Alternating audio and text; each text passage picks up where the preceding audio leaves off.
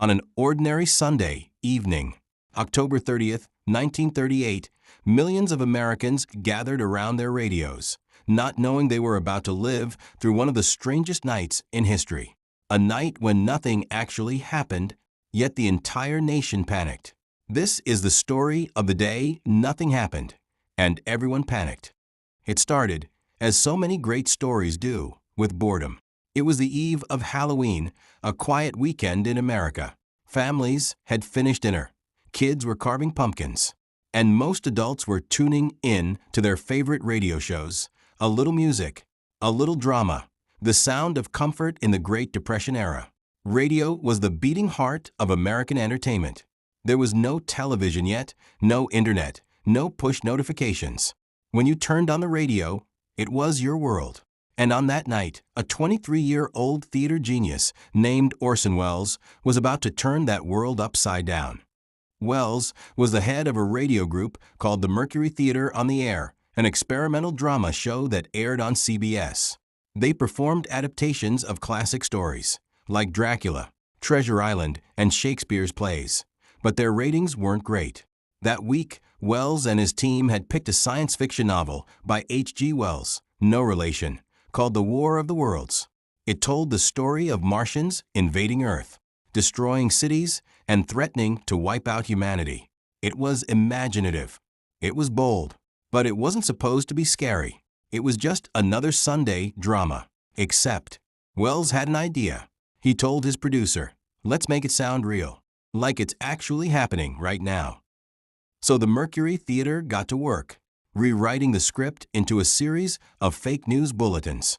Instead of an old-fashioned play, they built the show like a live news broadcast, a band playing, an interruption, a breaking news alert. At 8 p.m. Eastern Time, the show began. The first few minutes were slow, an announcer introducing a concert from a fictional hotel in New York. Then, a few minutes in, the music was interrupted. A breathless reporter's voice broke through. "Ladies and gentlemen, we interrupt our program to bring you a special bulletin from the Intercontinental Radio News. Observers in the state of New Jersey have reported explosions of incandescent gas occurring at regular intervals on the planet Mars." It sounded real, too real. Listeners leaned closer. Then, another breaking news update. A meteorite has fallen on a farm in Grover's Mill, New Jersey. The band music stopped completely. Reporters described scientists rushing to the scene, crowds gathering around the crater, and strange movements coming from inside. And then came the line that made America's heart stop. Good heavens, something's wriggling out of the shadow like a gray snake. Now there's another one, and another one, and another one. They look like tentacles. It's a face. Ladies and gentlemen, it's indescribable. The eyes are black. It's large as a bear. It's raising something. It's a heat ray. Flames. Flames are shooting out. People are running. Static. Screams. Silence. Then nothing. In living rooms across the country, listeners froze. They believed it. There were no disclaimers, no music, no laughter, just chaos and panic coming from the radio. People began calling relatives, neighbors, police stations, and newspapers. Some packed their cars and tried to flee. Highways jammed with terrified families, convinced the world was ending. Others hid in basements, praying. One woman reportedly burst into a church shouting, "New York has been destroyed. It's the end of the world." Telephone lines jammed from New York to California. In some towns, power surges and bad weather made things worse. Radios crackled, cutting in and out, making it all seem even more real. No one had seen anything, but they didn't need to. The radio said it. That was enough. Here's what made it so believable. Most people didn't tune in at the very beginning. They were listening to another popular show on NBC, a comedy variety program, and switched stations late, just in time to hear the fake news bulletins. They never heard the introduction explaining that it was a dramatization. So to them, the Martian invasion was real, happening live. For about an hour, America was under siege from Mars. Meanwhile, inside the CBS studio, Orson Welles had no idea what was happening outside. To him, it was just another performance. The actors were laughing between takes, making sound effects and reading from scripts. It wasn't until the network phone started ringing nonstop that producers realized something was wrong. The control room lights flickered. Assistants whispered, Orson, there's trouble." One CBS executive reportedly shouted, "Stop the show. People think it's real." But it was too late. The broadcast continued for another 20 minutes before Welles finally broke character and calmly reassured listeners. "This is Orson Welles, ladies and gentlemen, out of character, to assure you that the War of the Worlds has no further significance than as the holiday offering it was intended to be."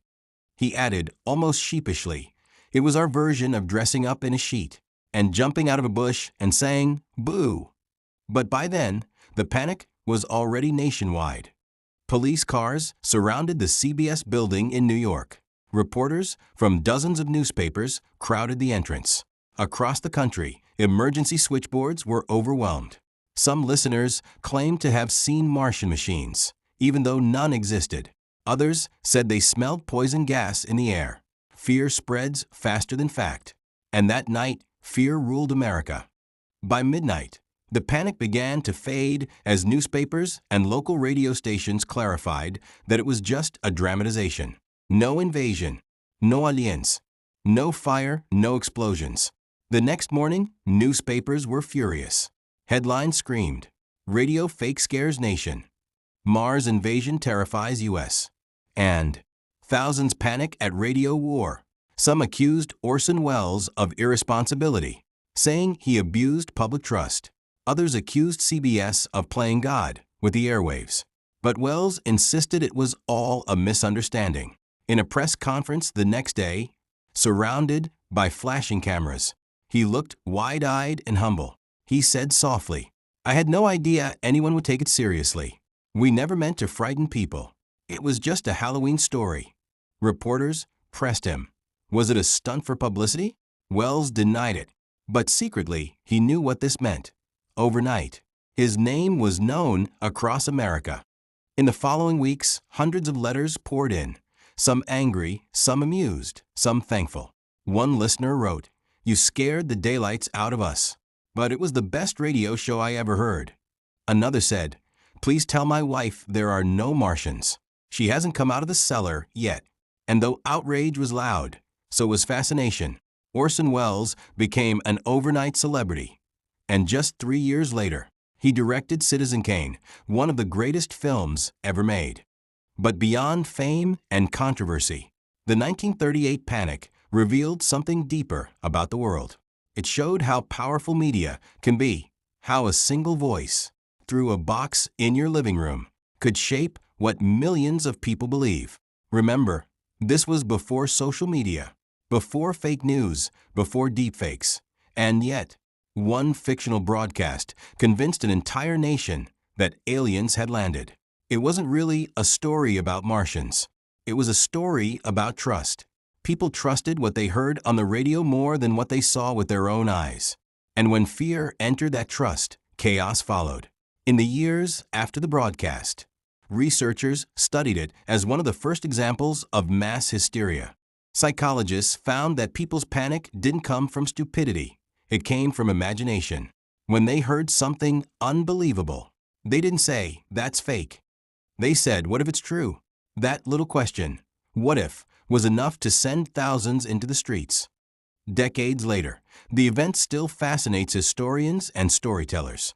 Every time a new technology emerges, television, the internet, social media, experts remember that night in 1938 because it proved one chilling fact.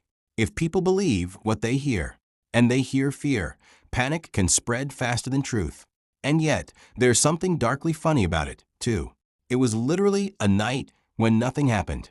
No Martians, no lasers, no explosions, just sound effects, imagination, and a young director trying to spice up Halloween radio.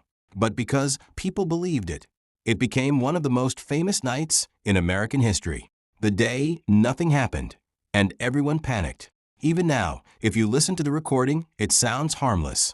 Old voices, polite tones, faint static in the background. But if you didn't know it was fiction, if you heard it in 1938, alone in the dark, no television, no news ticker, just a glowing radio dial, it might have sounded terrifyingly real. And maybe that's the genius of it. Orson Welles didn't just tell a story. He proved how powerful storytelling could be. He turned fiction into fact, and in doing so, he changed the relationship between media and truth forever. In a strange way, the panic became part of the performance. It wasn't just a story about Martians, it became a story about us. About how humans react when the impossible feels possible, when imagination meets fear. The night that made history because of something that never happened. Today, historians call it a cautionary tale.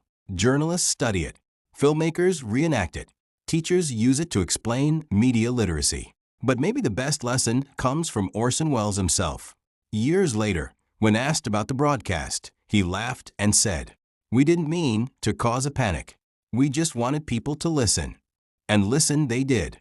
So the next time you hear a wild headline, a shocking story, or a breaking alert that makes your heart skip a beat, remember October 30th, 1938, the night millions of Americans screamed, ran, prayed, and panicked, all because of the day nothing happened.